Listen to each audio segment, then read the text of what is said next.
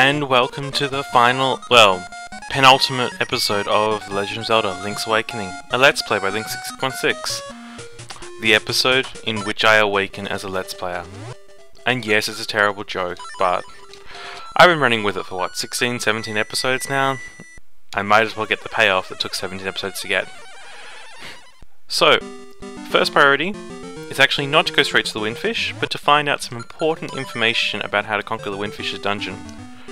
Currently, you and I don't know about the fact that we need it yet. However, if we've been exploring like good boys and girls at the start of the game, we would know that there's a book in the library in the village that we needed a magnifying glass to read. And we have a magnifying glass. Once again, this shows how much I had forgotten about the game, because when I talked about the trading game, I said that the boomerang was our ultimate payoff, and that was sort of why it was fine, because boomerang's not really very essential. However, I feel entirely wrong now, because despite having said that, it is very clear that you absolutely need this knowledge.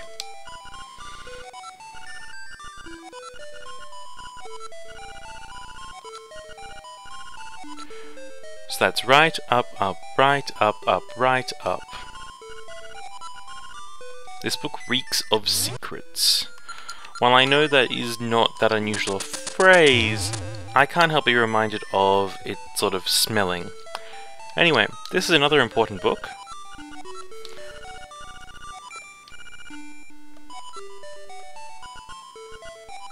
Which denotes the order in which we should have been able to find out about the gravestones.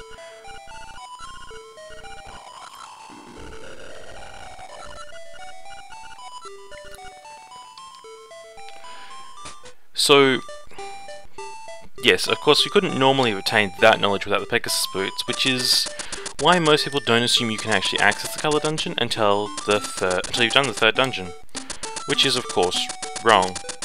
However, that doesn't really matter, because while theoretically you could have accessed it in a practical, even though you theoretically couldn't know that knowledge, you probably wouldn't notice that it was even knowledge you could obtain. As in, like, you probably didn't know that you needed that book. But yes, theoretically, a normal player would not actually know about that dungeon at that point in the game. Anyway, final episode. Well, penultimate because we're doing a retrospective afterwards, but, you know. Defeating the Windfish, and the Windfish... Well, not defeating the Windfish, sorry, we're defeating the nightmares that lie within the egg. Trying to awaken the Windfish. It's a gauntlet of bosses, as you might expect. And I think the Windfish a bit unfairly sets up the expectation of a really interesting dungeon very early on that it doesn't follow up on. Anyway, we're going to have the Symphony of Instruments. Let's just pray that the music doesn't go funny on us, and I'm going to mute myself while we listen to a wonderful orchestra.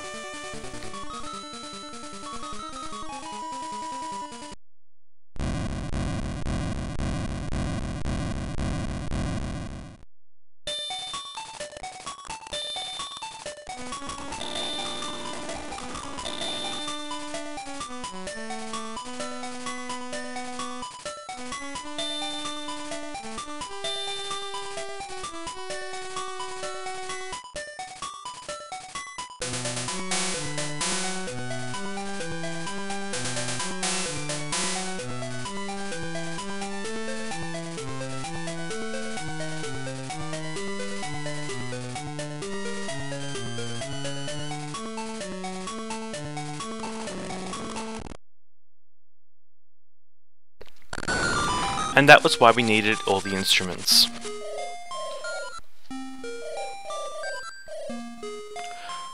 What I like is that this is a very minor touch. The music stays and the owl stays. Every other time we've met the owl has almost instantly moved on.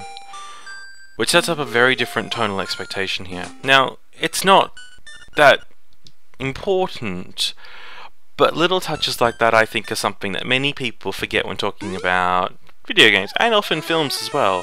How it's little subtle things like that that often are the things that you remember most. Well, not remember most, but things that make a big impact on how you feel when certain moments approach.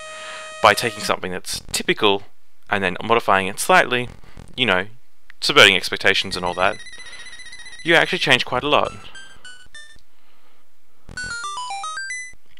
But yeah, the reason why this is a bit sad is that it looks like we're going into a dungeon, but all we're doing is solving what is effectively a Lost Woods puzzle. Admittedly, I can't think of a Lost Woods puzzle in Link to the Past, so Lost Woods puzzles are actually from Ocarina of Time in terms of terminology, where like you go through something, and if you go the wrong directions, you sort of restart your positioning. Anyway, nightmares.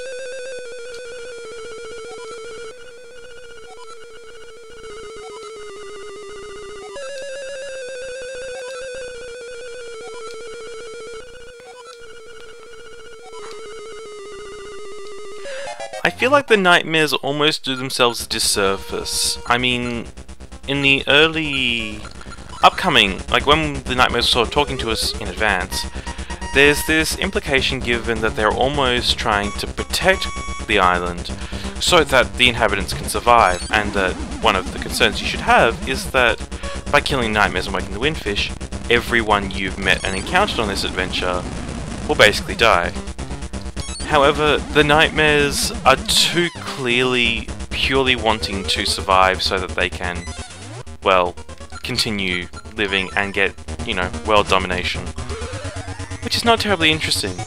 I think that if the nightmares had been a little bit more thematically, you know, trying to keep the world alive so that they could continue living, I think it may have been a little bit more affecting, but then Zelda games aren't really about the plot. It seems a bit nitpicky to complain too much, but I think they had a really great idea going for them that they just either couldn't really maintain or couldn't be bothered maintaining. And what forms next? Ah, this thing. I'm kind of unsure as to why they chose some of these bosses. Like, the slime one just seems an odd choice. The wizard that we just saw is reminiscent of Link to the Past, and many people interpret this game as being Link after Link to the Past, and so it makes sense that in a dream Link would be having that we see Orgrim. Again, this monster is also from Link to the Past in the third dungeon, I believe, as well as, of course, our first dungeon here.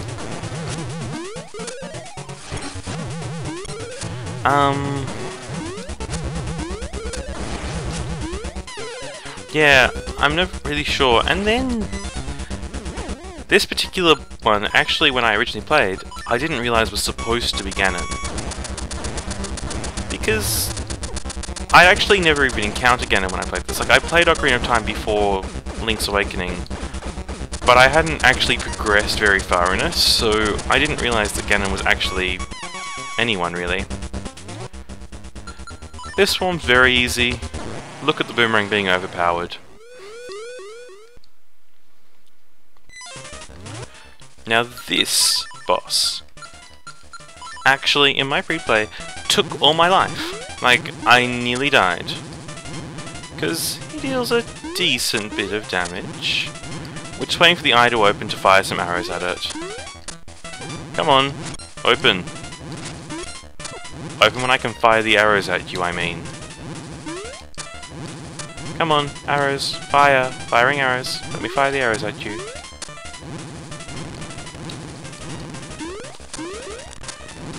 Ah, that's what we're wanting.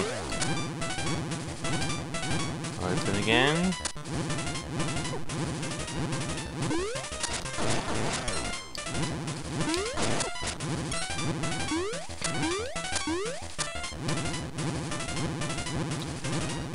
I wonder, it was mentioned in some comments that if I played the song, I could force eyes to open on some of the spider things. I wonder if that's the case here. Apparently not, but it was an interesting theory. When I say the spider things, I mean the ones that I encountered in the catfishes more.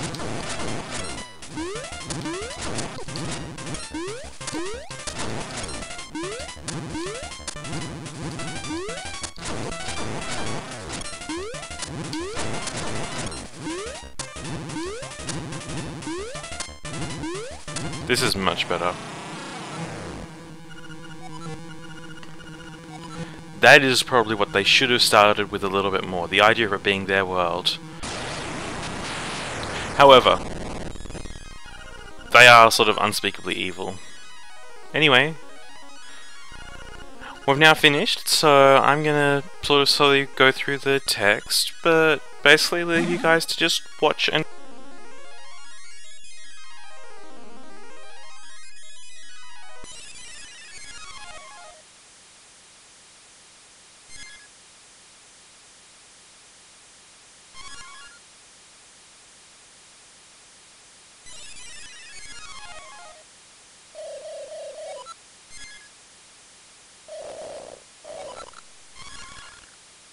quick aside, Thief the hero.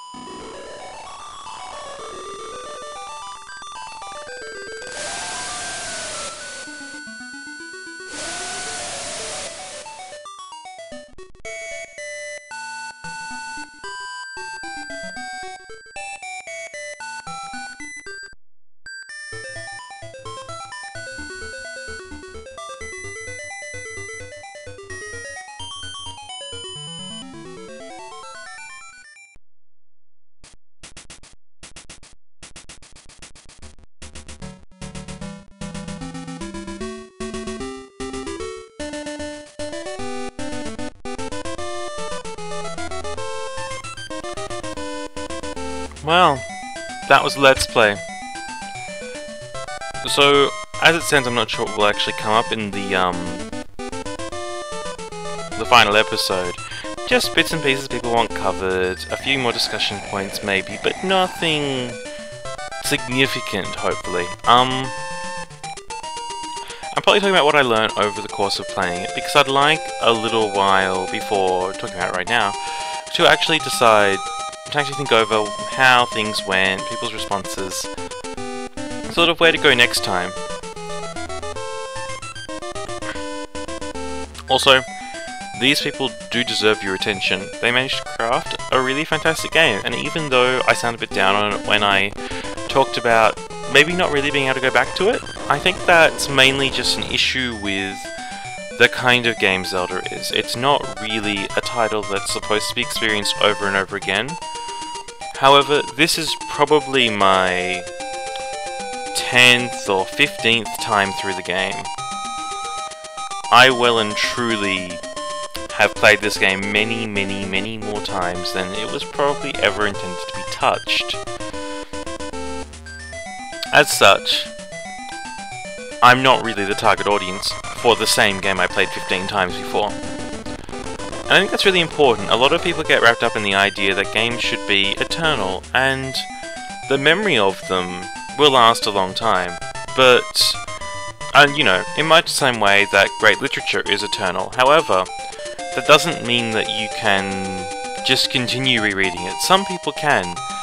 A great many people can't really, and after a certain point, there are significantly diminishing returns. Good old Shigeru Miyamoto. Well, yes, thank you for sharing this adventure with me. But I believe there's one little extra bit.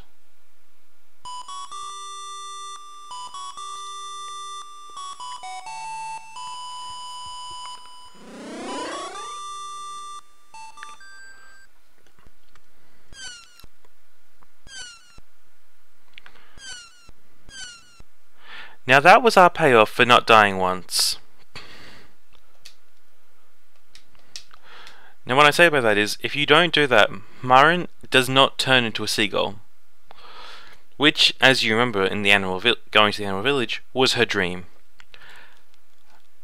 And while the development team would like to thank us for playing, I think that they really deserve thanks. They crafted one of my favourite experiences from childhood, and just did it superbly.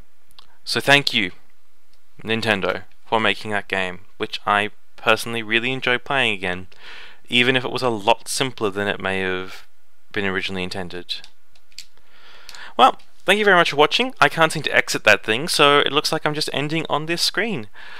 And I look forward to hearing stuff from you guys later, and I hope that you'll look forward to my next Let's Play, which I haven't quite decided yet. Bye!